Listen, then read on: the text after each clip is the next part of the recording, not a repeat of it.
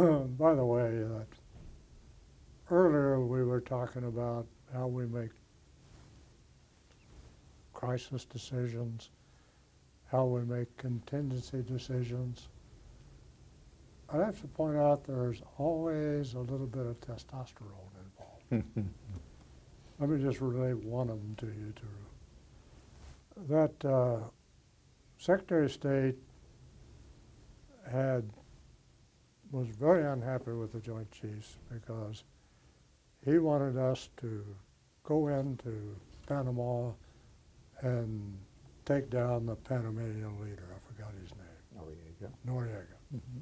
Take down Noriega. We refused to do it. Our motivation was quite different. We refused to do it because we knew behind Noriega there's 25 others as bad as he is. Further, we had a policy announced by the president that says we don't assassinate. And we don't do that. But we refused to do it. And the Secretary of State was not above mildly ridiculing the chairman over that refusal.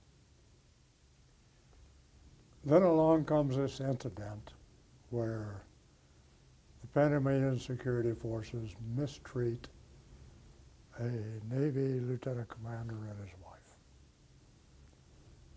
And the Joint Chiefs meet at the house of the chairman, and we decide this is adequate provocation and we will invade Panama. We will agree to recommend to the president that we invade Panama and take down not Noriega, to take down the entire PDF. Do you recognize a bit of testosterone there? The fact is that, so when we make our decisions as how to deal with Putin, who clearly is well equipped with testosterone, it's very difficult for us to get out of this win-lose mindset. Because win-lose is not the approach to successful relationships with friends or enemies. It's got to be win-win. You can't get there unless you understand from their viewpoint. You don't have to agree with it. He's still a KGB thug as far as I'm concerned. But he's the leader of Russia. We have to deal with him as such. In an earlier session, we talked a great deal about Russia's current military situation. Ironic kind of comparison to during the Cold War, we felt we were at a conventional disadvantage and relied heavily on nuclear weapons. Russia today feels it's at a conventional disadvantage and relies heavily on nuclear weapons. I don't know if you wanted to add anything to what we talked about earlier before we move on to talk about China. But I'll just add a couple of thoughts. Okay. One is that, you know, everything's connected. Whether you like it or not, everything's connected. So if you say, well, why did Putin take over Crimea?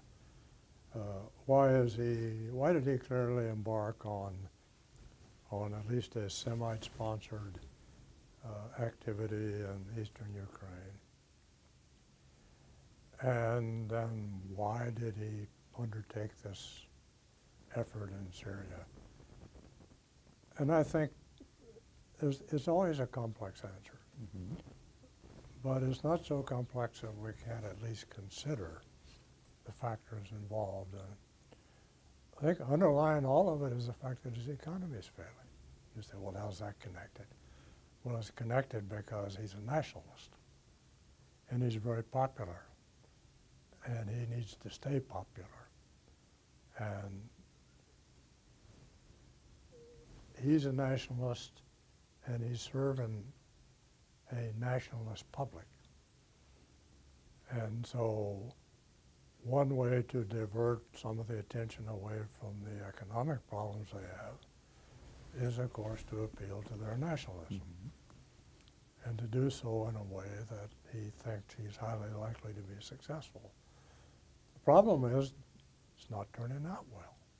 It's not turning out well at all.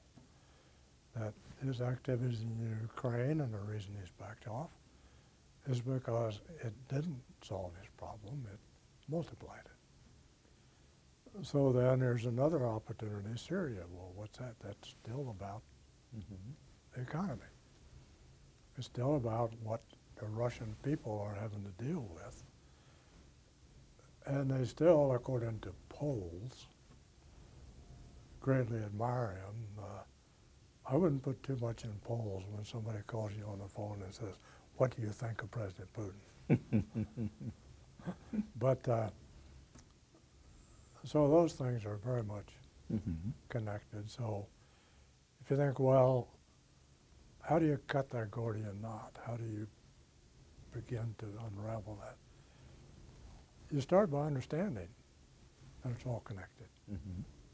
And you can't solve it all at once. Mhm. You got to start working on the edges. So